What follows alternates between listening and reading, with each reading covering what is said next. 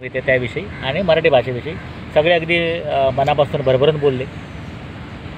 पुढच्या पिढीला जर तुम्हाला अगदी असं काहीतरी त्यांचा इंटरेस्ट जागवायचा असेल ना, तर त्यांना महाराष्ट्राची थोरवी कळली पाहिजे. आणि महाराष्ट्र हा ह्या 50, 60, 100, 300, 500 वर्षात घडलेलं नाही आहे. महाराष्ट्राची जडणघडण जर बघितलं ना, तर जेव्हा ज्वालामुखीचा उद्रेक होत जेव्हा सह्याद्री पर्वताची जेव्हा निर्मिती झाली, तिथून सुरुवात केली पाहिजे. तेवढं मागे मी जाणार नाही.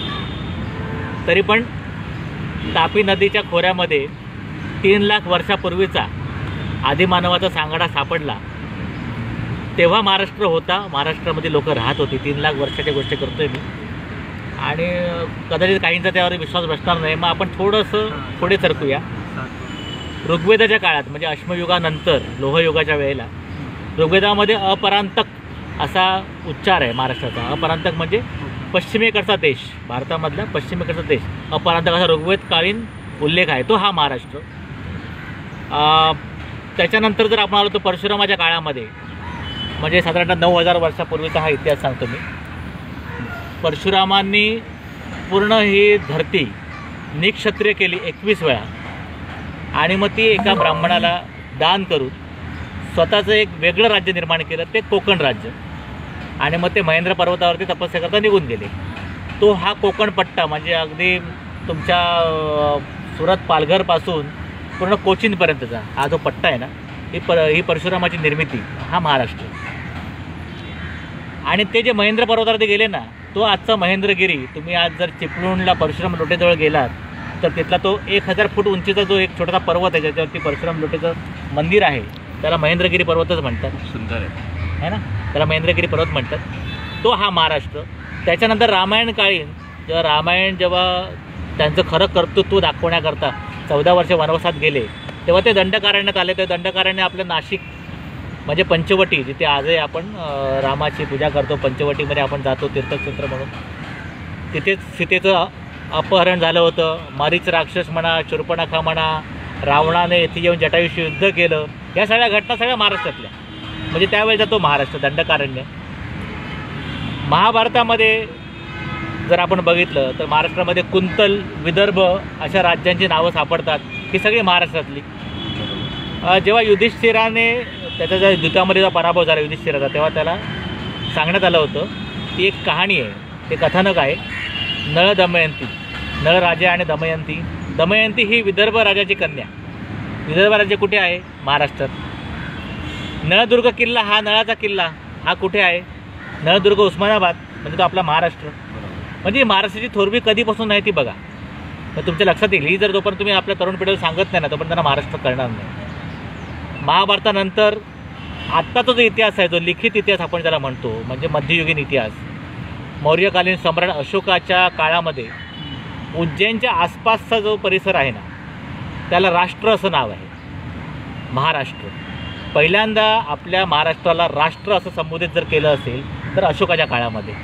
म्हणजे हे बुद्ध काळ, म्हणजे बौद्ध धर्माचा प्रसार जेव्हा होत होता त्यावेळेच्या गोष्टी सांगतोय. बुद्धकालीन जे त्यांचे अनुयायी होते महायान पंथाचे, त्यांच्या ग्रंथामध्ये हा उल्लेख आहे राष्ट्र म्हणून. आणि तो उज्जैन नगरीच्या खालचा प्रदेश, नर्मदाच्या तीराच्या खालचा प्रदेश जो आहे तो महाराष्ट्र. म्हणजे त्यावेळी आपल्या राज्याला राष्ट्र असं होतं. आणि मला सांगायला अगदी म्हणजे खूप आनंद आणि अभिमान वाटतो की तुम्ही भारतातल्या सगळ्या राज्यांची नावं जरा तपासून पहा. केवळ एकमेव आमचं राज्य असं आहे ज्याला राष्ट्र म्हटलं जातं. केवळ आमचं राज्य असं आहे ज्याला राष्ट्र म्हटलं जातं. त्याच्यामध्ये देशभावना आहे, देशभक्ती आहे, राष्ट्रीयत्व आहे. बाकी कुठल्याही राज्याच्या नावामध्ये राष्ट्र हा शब्द नाही आहे. आणि तेव्हापासून महाराष्ट्राने आपल्या भारतवर्षावरती राज्य केलेलं आहे. अगदी तुम्हाला मी सातकर्णी, सातवाहन ज्या युगातला मी तुम्हाला गोष्ट सांगतो की सातवाहनाच्या ह्याच्यामध्ये एक त्यांचा जो राजा होता शालिवाहन त्याचं नाव, त्याने खूप मोठा पराक्रम केला. शक आणि कुषाणांच्या ज्या होत होत्या स्वाऱ्या आपल्यावरती, म्हणजे आताचं युक्रेन, रशिया इथले शक आणि कुषाण, यांचा बिमोड केला शालिवाहनाने. आणि त्यावेळेला जी लढाई झाली होती ती कुरुक्षेत्रात झाली होती. म्हणजे महाभारतकालीन पण कुरुक्षेत्र गाजलं, शालिवाहनच्या वेळेमध्ये पण कुरुक्षेत्र गाजलं, आणि नंतर पेशव्यांच्या पानिपतच्या वेळेला पण कुरुक्षेत्रच गाजलं. तर ते कुरुक्षेत्र महाराष्ट्रात ताब्यात होतं. शालिवाहन हा मराठी राजा, त्याची राजधानी ही प्रतिष्ठान म्हणजे आजचं पैठण, एकनाथ महाराजांचं पैठण, म्हणजे हा आपला मराठी राजा त्या शालिवाहनाने 1941 वर्ष अगोदर शकांचा पराभव केला. कुरुक्षेत्रात लढाई झाली होती आणि म्हणून तेव्हापासून आपण भारतीय कालगणना आहे ना ती शकेमध्ये आपण मोजतो. आज 1941 शके चालू आहे, म्हणजे त्या घटनेला 1941 वर्ष झाली. आणि म्हणजे 1941 वर्षापूर्वी मराठी राजा होता आणि म्हणून महाराष्ट्रही होता. मराठी भाषा ही एवढी जुनी आहे, सांगायचं याच्याएवढी जुनी आहे. आणि म्हणून मी तुम्हाला सांगतो की सातवाहनांचं जे राज्य आहे ना ते इसवी सन पूर्व 225 वर्ष आणि इसवी सनानंतर 225 वर्ष, 450 वर्ष सातवाहन शालिवाहन यांनी राज्य केलं आपल्यावरती. आणि हे मराठी राजा, भारतात सर्वात मोठं राज्य ह्यांचं. आणि तेव्हा त्यांची राष्ट्रभाषा होती ती महाराष्ट्रीय राष्ट्रभाषा, म्हणजे आताची मराठी राष्ट्रभाषा. म्हणजे मराठी राष्ट्रभाषा का असावी याचा हा धोरणात्मक मी मुद्दा मांडतो आहे की संपूर्ण भारतामध्ये मराठी ह्या राष्ट्रभाषेने जास्त वेळ काळ गाजवलेला आहे. त्यानंतर आपण पेशव्या काळात येऊच पुढे. आपण सातवाहनानंतर चालुक्य आले, यादव आले, राष्ट्रकूट आले, हे सगळे मराठी राजे यांनी भारतावरती राज्य केलं, कमीत कमी दक्षिण भारतावरती राज्य केलं. म्हणून मराठी राज्यांची थोरवी महाराष्ट्र आमचा तेव्हापासूनचा आहे. त्यानंतर अनेक वर्ष मुघलांच्या खाली आपलं होतं महाराष्ट्र. साधारणतः 400 वर्ष आपण मुघलांचं राज्य अनुभवलं. त्यावेळेला जर सर्वात पहिल्यांदी या यवनांविरोधात लढाई करून, चारी पातशाह्यांविरुद्ध लढाई करून, त्यांना चित करून जर कोणी स्वराज्याची स्थापना केली असेल तर तो आमचा मराठी राजा छत्रपती शिवाजी महाराज. अभिमानाने नाव घ्यावं असं हे नाव. आणि त्यानंतर मग तुम्हाला इतिहास माहिती आहे संभाजी महाराजांचा, पेशव्यांनी तर अगदी दिल्लीवरती राज्य केलं. पेशव्यांच्या भावाने राघोबा दादांनी अटकेपार झेंडे फडकवले. अटक कुठे आलं? आताच्या पाकिस्तानच्या पलीकडे, पेशावरच्या पलीकडे अफगाणिस्तानची बॉर्डर म्हणजे हिंदुकुश पर्वतावरती, तिथे आपला भगवा झेंडा लागलेला आहे मराठ्यांचा. ओरिसाला कटकपर्यंत राज्य होतं मराठ्यांचं. म्हणजे अख्खा भारत मराठी अधिपत्याखाली होता. म्हणून मला मराठीविषयी जास्त आत्मीयता वाटते. आणि हे मराठीचं जे माहिती आहे ही आपल्या पुढच्या पिढीला, तरुण पिढीला, लहान मुलांना लहानपणापासून जर शिकवली, शाळेमध्ये दाखवली तर मग त्यांना त्या मराठीविषयी आत्मीयता राहील, महाराष्ट्र राज्याचा अभिमान राहील. आणि मग ही माणसं मराठीकरता तळमळीने पेटून उठतील. म्हणून आपल्या प्रत्येक कार्यकर्त्याला ही कथा तुम्ही सांगा. मध्य प्रदेशची राज्यभाषा 1956पर्यंत मराठी होती. किती लोकांना माहिती आहे? 1956 म्हणजे आत्ता स्वातंत्र्यानंतर 1956पर्यंत मध्य प्रदेशची राज्यभाषा ही मराठी होती. आपण झोपलो आहे, निद्रिस्त आहोत, आपण मागणी नाही केली म्हणून मग हिंदी झाली. मध्य प्रदेशची भाषा हिंदी कधीच नाही. मध्य प्रदेशची भाषा जी आहे ती बुंदेली, बघेली, गोंड, अवधी आणि मराठी. आता ह्या बाकीच्या भाषांना हिंदी थोडीशी जवळची वाटली म्हणून हिंदी थोडे सरकवली, नाहीतर मध्य प्रदेशची भाषा ही मराठी. मध्य प्रदेशमध्ये जास्तीत जास्त संख्येने मराठी भाषिक. मध्य प्रदेश राज्य कोणी केलं? होळकर मराठी सरदार, शिंदे मराठी सरदार, सुमित्रा महाजन आता ज्या आपल्या लोकसभेच्या अध्यक्षा होत्या मराठीच आहेत. थोडं आपण झाशी साईडला जाऊया. झाशीची राणी मराठी, नेवाळकर मराठी, आपल्या कोकणातले. झाशीच्या राणीचं बालपण पुण्यात गेलं, तांबे हे मराठी. बडोद्याचे गायकवाड मराठी, पवार मराठी. या सर्वांनी उत्तरेवरती राज्य केलेलं आहे. तेव्हा मराठी भाषा तेव्हा राष्ट्रभाषा होती ना.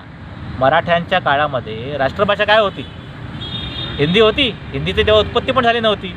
हिंदी हा शब्दच नव्हता हो. हिंदी भाषा हा शब्दच नव्हता. पेशव्यांच्या काळापर्यंत हिंदी भाषा शब्दप्रयोग सुरू झाला 150 वर्षापूर्वी. म्हणजे 1857च्या लढाईच्या वेळेला पण हिंदी भाषा हा शब्दप्रयोग नव्हता. मराठी भाषा होती. मात्र मराठी भाषेचा इतिहास मी तुम्हाला लेखी 2220 वर्षाचा लिहून देऊ शकतो. आणि म्हणून ठामपणे सांगतो की मराठी ही अभिजात दर्जाची भाषा आहे. हिंदी नवी, एकदम नवी. हिंदीला 125 वर्षाचा पण इतिहास नाही. तुम्हाला जर विचारलं मी हिंदीचा एखादा जुना साहित्यिक सांगा, लेखक सांगा, तर तुम्ही अधिक प्रेमचंद मुंशीपर्यंत पोहोचता. त्याच्या अगोदरची हिंदी कोणाला माहिती आहे का हो? हिंदीचा इतिहास कोणी सांगावा मला. मी माझा इतिहास सांगतो ना, ज्ञानेश्वरांचा. मराठीत ज्ञानेश्वरी लिहिली, 750 वर्ष झाली. त्याच्या आधी चांगदेव, 1400 वर्ष चांगदेवांचं आयुष्य सांगतात. म्हणजे किती वर्षातून असेल सुद्धा. त्याच्या आधी चक्रधर. त्याच्या आधी मी म्हटलं की बौद्धकालीन म्हणजे इसवी सनापूर्वी जे ग्रंथ लिहिले आहे त्याच्यामध्ये मराठीचा उल्लेख आहे ना. त्याच्यामध्ये उज्जैन हे महाराष्ट्र किंवा राष्ट्र या भाषेमध्ये हा उल्लेख आहे. आपली कारल्याची जेव्हा लेणी कोरली गेली पुण्याला लोणावळ्याच्या जवळ जे कारल्याची लेणी लागतात म्हणजे एकविरा देवी, लोक एकविरा म्हणतात, एकविरा आताची देवी, ही बुद्ध लेणी कोरण्याकरता पैसा लागला. हा पैसा दिला सोपाऱ्यातल्या धनिकाने, म्हणजे नाला सोपारा आताचं. म्हणजे हा मराठी भाषिकांचा इतिहास आहे. पण हा वारंवार लोकांना समजावून सांगितलं पाहिजे. हो, आपणच आपला गौरव नाही सांगितलं लोकांना कसं कळणार? लोकांना मराठी म्हणजे काय, मराठीचा मोठेपणा काय हा कळला पाहिजे. तर हा आपण स्वतःहून तो आपलं तोंड उघडून लोकांना सांगितलं पाहिजे. सरकार शिकवणार नाही, पाठ्यपुस्तकात दिसणार नाही, इतिहासात सापडेल, बकरीत सापडेल, पुस्तकात सापडेल, कोकणाख्यानात सापडेल, ऋग्वेदात सापडलेला आहे. पण हा आपण लोकांना सांगितला पाहिजे, तर लोक ह्याचा अभ्यास करतील आणि मग ती आपली जी शान आहे ना ही दिसेल लोकांना, आणि तर लोक थोडीशी वचकतील आपल्याला. शेवटची जर मी सांगितलं ना, राष्ट्रभाषा, आज राष्ट्रभाषा नाही भारताला, भारतीय संघराज्याला राष्ट्रभाषा नाही, 22 राज्यभाषा आहे. पण शेवटची राष्ट्रभाषा कधीतरी असेल ना भारताला, ती कुठली होती? ब्रिटिशांनी कधी राष्ट्रभाषा लावलीच नाही, कारण इंग्रजी राष्ट्रभाषा होऊ शकत नाही. बरोबर. मग त्याच्या आधी कोणाचं राज्य होतं? मराठ्यांचं राज्य होतं ना, अगदी अटकेपासून कटकेपर्यंत. मराठीची राष्ट्रभाषा कुठली? हो, मराठीच ना. सगळं राज्यकारभार मराठीत होत होता ना.